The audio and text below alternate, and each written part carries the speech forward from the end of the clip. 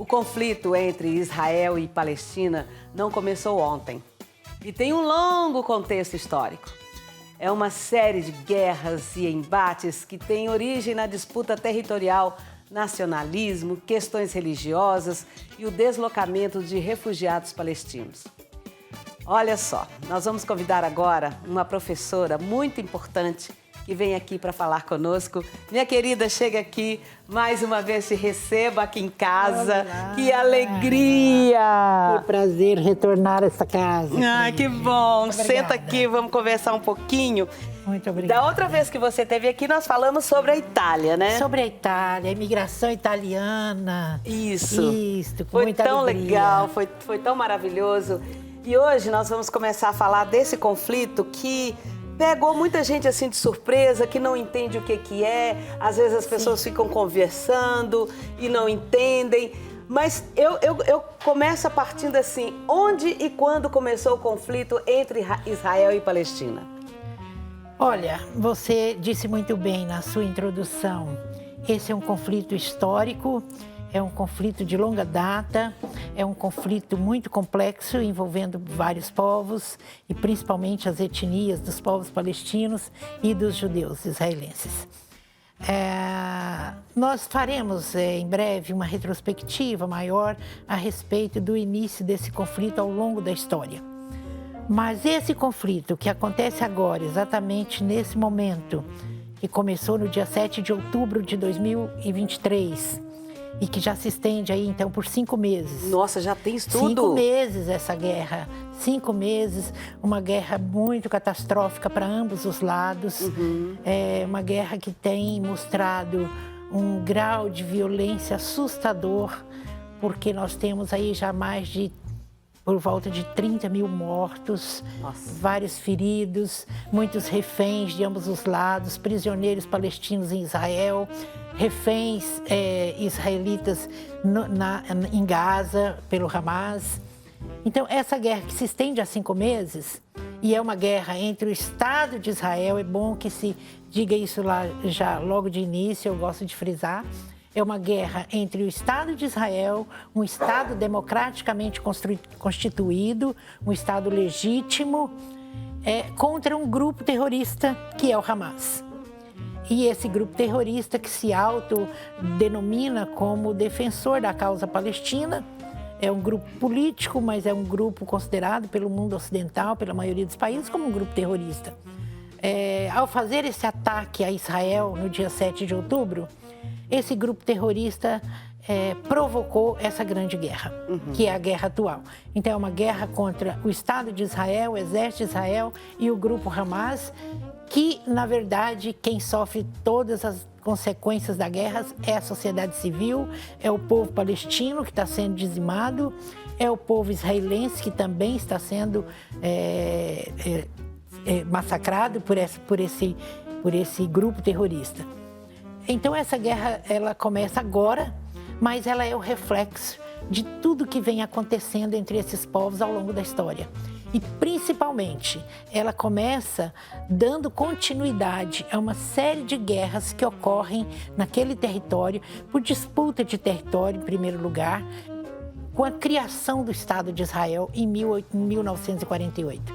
Então, quando o Estado de Israel é criado, e eu vou explicar o motivo dele ter sido criado, mas quando ele é criado pela ONU em 1948, ali naquele momento, quando o povo judeu que estava espalhado pelo mundo retorna, quer dizer, parte desse povo, uma parte havia ficado lá no território, aquele território que já era ocupado pelos palestinos. O povo árabe, não só o povo palestino, mas toda a comunidade árabe não aceita, não reconhece a criação do Estado de Israel. Então, a partir de 1948, começam-se as grandes guerras entre os povos árabes e entre os povos de Israel, propriamente dito, os judeus. Então, a criação do Estado de Israel foi o grande sinalizador da busca de uma solução para o povo judeu, por parte da ONU e do mundo ocidental após a Segunda Guerra, mas também foi o estupim para as grandes guerras entre Israel e palestinos que ali viviam. Deixa eu ver se eu entendi. O povo judeu vivia espalhado no mundo inteiro. foram muito dizimados lá na Alemanha, quando Hitler fez aquela guerra e matou muitos judeus daquela forma mais bárbara do mundo. Sim. Aí, a ONU, depois que acabou-se a guerra, estou falando de uma forma bem simples. Sim. A ONU vai, o povo ocidental, vamos construir um país para esse povo. Em linhas gerais foi isso. Só que foi construir esse país no lugar de conflito dos árabes, que tem ali na Jordânia, no mar, é o mar Mediterrâneo. Isso. Aí eles falam, não é assim, não vai chegando e vai construindo, não. Aí vai, como é que fala? Aí é um vespeiro. É um vespeiro, realmente.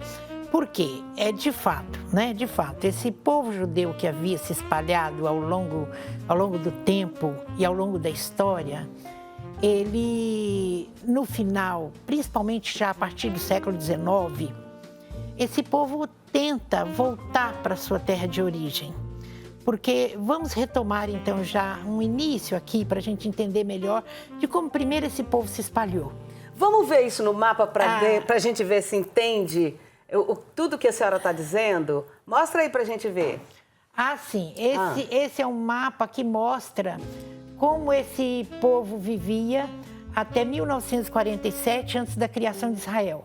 Aquele primeiro mapa ali, o marco de 1947, mostra os pontos brancos, eram os povos judeus que haviam na região. Tá. Eram os povos judeus. Toda a parte verde era ocupada pelos palestinos. Ou seja, então o povo palestino que ocupava essa região era em grande parte e o povo judeu numa minoria. Entendi. Após a criação do Estado de Israel, a ONU divide esse território entre Israel e palestinos.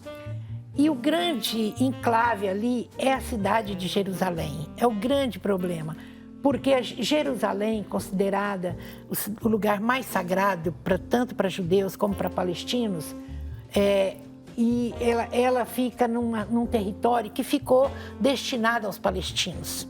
Ou seja, a Jerusalém ficou no território verde, onde é dos palestinos, e a parte branca ali, que é a parte maior, ficou com os judeus. Os judeus, obviamente, que com o tempo foi agregando mais parte do território para o seu governo. E o povo palestino foi se sedimentando mais naquela faixa onde a gente chama de Cisjordânia, que está no centro, e outro território ali, você pode ver que são dois territórios separados e um outro território chamado de faixa de Gaza. Então, o povo palestino hoje está concentrado na Cisjordânia e na faixa de Gaza.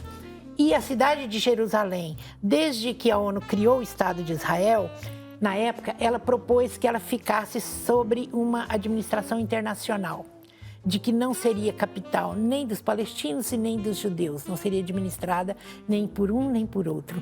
Claro que não aceitaram, Jerusalém continua sendo o centro de disputa entre esses povos. Ali é uma disputa territorial, mas é uma disputa também do ponto de vista de um território considerado sagrado por ambos, porque Jerusalém concentra ali o marco das três grandes religiões do mundo, as três grandes religiões monoteístas do mundo. Ali nós temos em Jerusalém marcos históricos das religiões judaicas, que é o Muro das Lamentações dos judeus, que está no Monte do Templo. Ao lado nós temos o Domo da Rocha, que é uma mesquita islâmica, né, muçulmana. E ao lado do Domo da Rocha nós temos a Igreja do Santo Sepulcro, que é o símbolo dos cristãos. Então nós temos nesse lugar, Jerusalém tem esse mapa ali agora. Esse Jerusalém representa. Esse é Israel hoje. Esse é Israel hoje, como do ponto de vista territorial, ela está dividida. Essa parte branca maior da Cisjordânia, onde está Jerusalém, aí considera-se a parte oriental de Jerusalém para os palestinos, a parte ocidental, que seria a parte mais judaica. Na verdade, o Estado de Israel controla tudo isso aí, porque o Estado de Israel é um Estado constituído, como eu disse, né, de um presidente forte, que faz a defesa do seu país, do seu povo, e, por outro lado, o povo palestino tem uma representatividade apenas, não é um Estado constituído, o povo palestino ficou sem um Estado a partir da ocupação, da criação do Estado de Israel. Eles ocupam um território, mas eles não são um Estado legalmente constituído. É tipo uma favela? É porque tipo fica com isso aí que sobrou. Eles ficaram com uma grande parte, mas eles não se contentam com o que ficaram. Ah, entendi. E como o Estado não é reconhecido como Estado, ele é liderado por uma autoridade palestina, né? Tem lá uma autoridade palestina, mas o que ocorreu quando Israel também controla, inclusive, a parte que era destinada aos palestinos? Porque Israel controla a alimentação, Israel controla a água, Israel controla as comunicações. Esse povo, principalmente, que estava na faixa da Cisjordânia e que desce para Gaza, e Gaza é uma região extremamente de uma alta densidade demográfica, superpopulosa.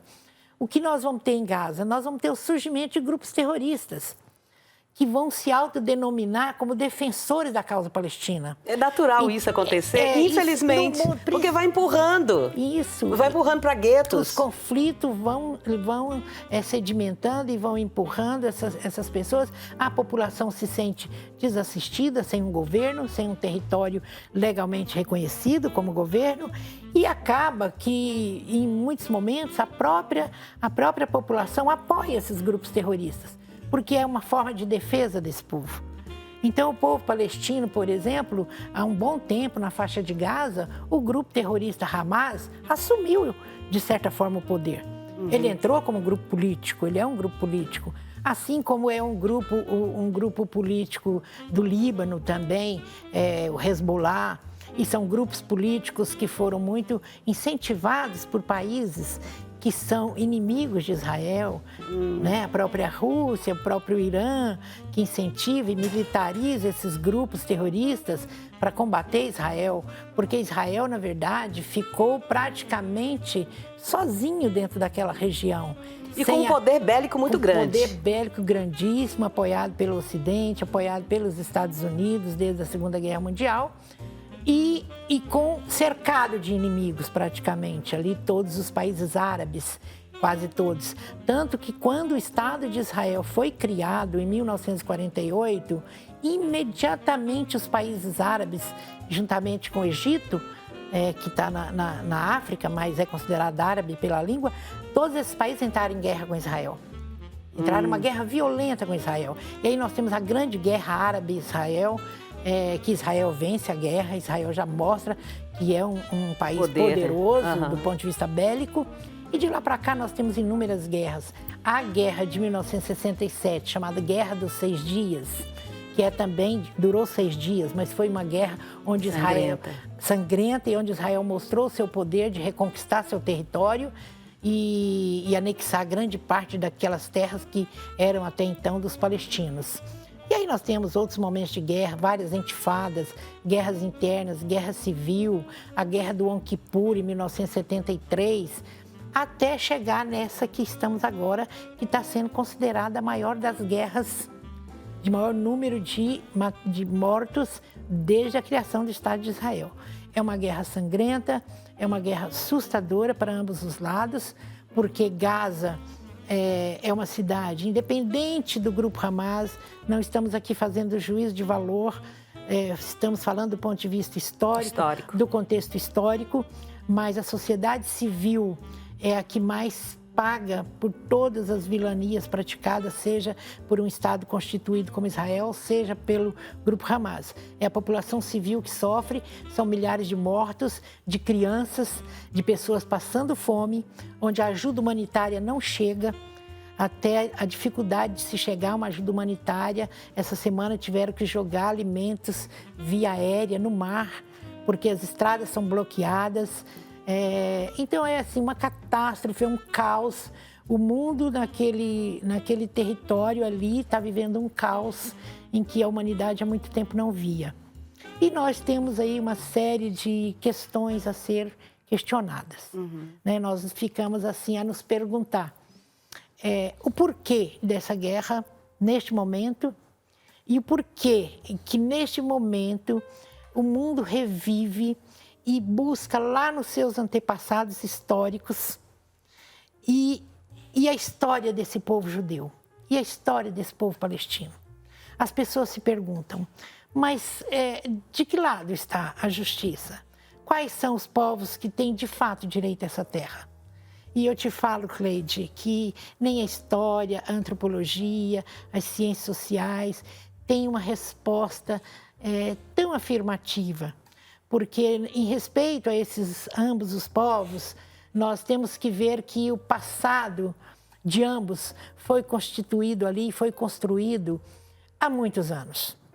Né? Eu ouvi uma opinião de um cientista político, eu vou passá-la, mas eu não consegui entender.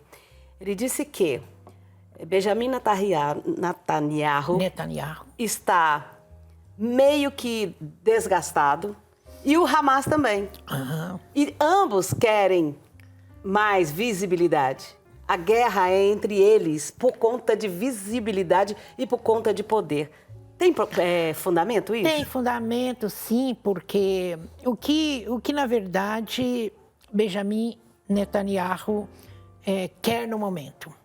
Ele quer mostrar, e ele precisa, do ponto de vista de Estado constituído, mostrar que o Estado de Israel não vai permitir ser invadido e ser derrotado por um grupo terrorista.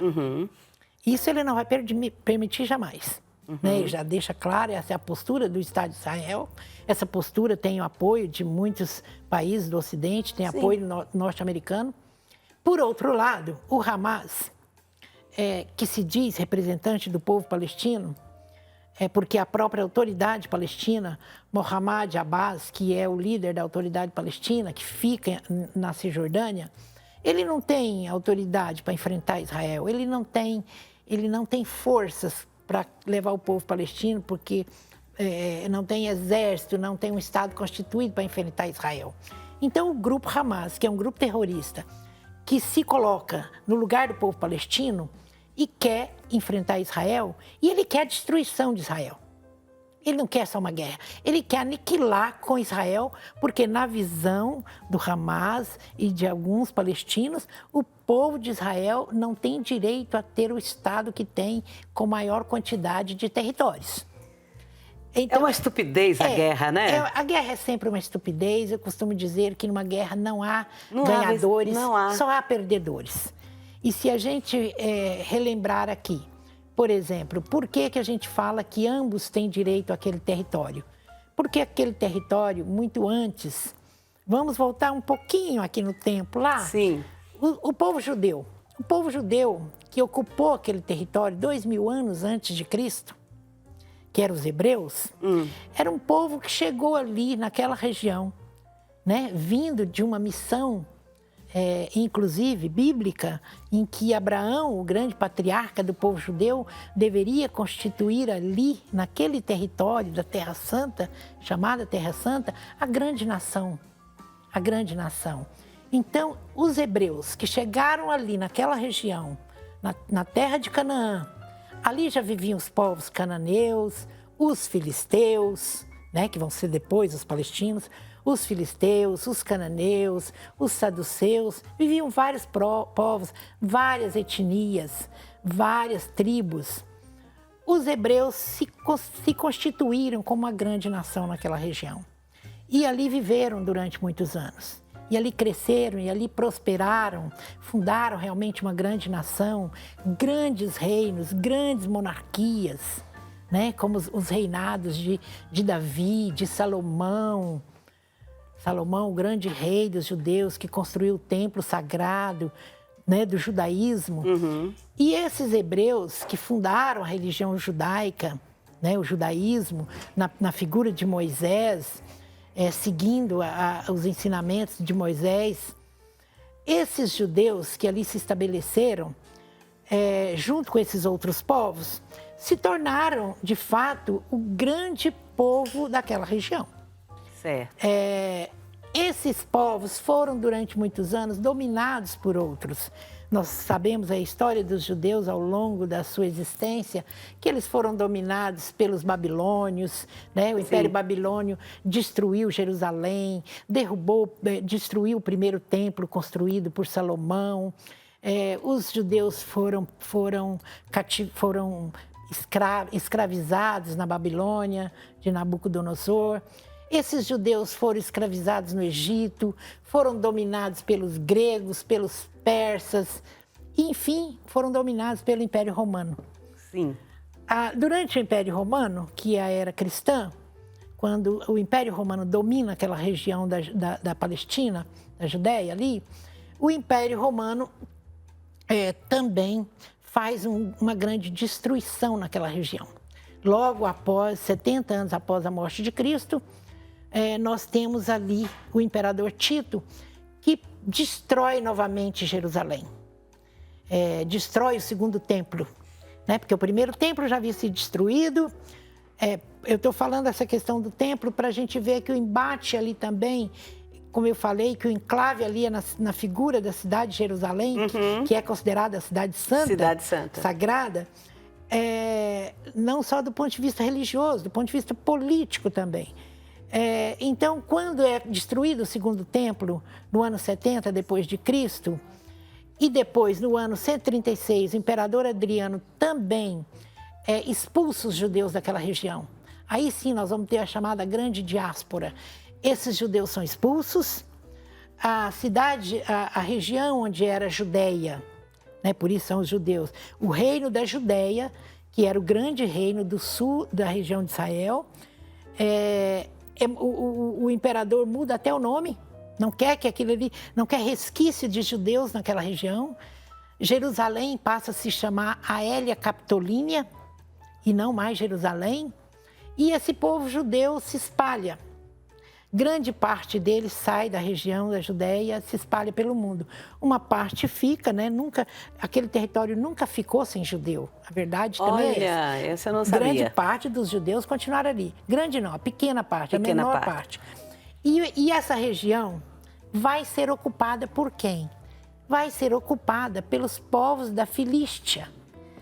O Império Romano, de certa forma, faz esse patrocínio de trazer esses povos da Filístia, descer esses povos filisteus, para ocupar o território da Judéia e ser os povos agora daquela região. Esses povos, e a Filístia, que passa a ser na língua grega, a Filisteia, a Filístia, a Palestina, é a mesma Palestina. E é aí que desce os povos palestinos e habitam aquela região. E esses povos ficam lá, porque a terra também é deles, eles também já viviam ali.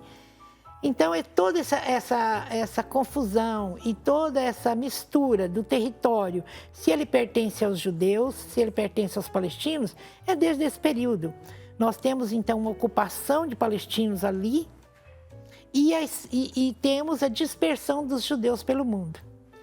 Esses judeus ficam em várias regiões. Chegamos na época da dominação do Império Otomano, que é um grande império turco-otomano, que vai dominar toda aquela região do mundo árabe ali. Ele domina toda a região do mundo árabe, inclusive a Palestina. Esse Império Otomano, temos as cruzadas, essa região também foi dominada pelos cruzados cristãos ocidentais, né, que ocuparam ali durante o Império Bizantino. E temos no final do Império Otomano, já avançando um pouco então na história, chegando praticamente na Primeira Guerra Mundial, o Império Otomano é derrotado na Primeira Guerra Mundial. E esse território, que então era dominado pelo Império Romano, passa a ser dominado e passa a ser dividido entre algumas potências ocidentais, entre elas a Inglaterra e a França. E nessa época, desde a Primeira Guerra Mundial, em que nós já temos aí um movimento chamado Movimento Sionista, que é um movimento que começa a tomar conta desses judeus que estão espalhados pelo mundo em querer voltar para a sua terra.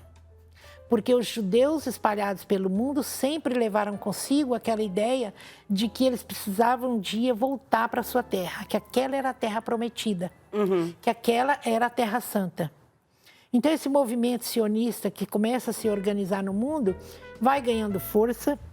Alguns judeus começam a voltar em pequenos números, começam a comprar propriedades de terra na região da Palestina, onde alguns judeus tinham ficado, ali em volta, perto de Jerusalém.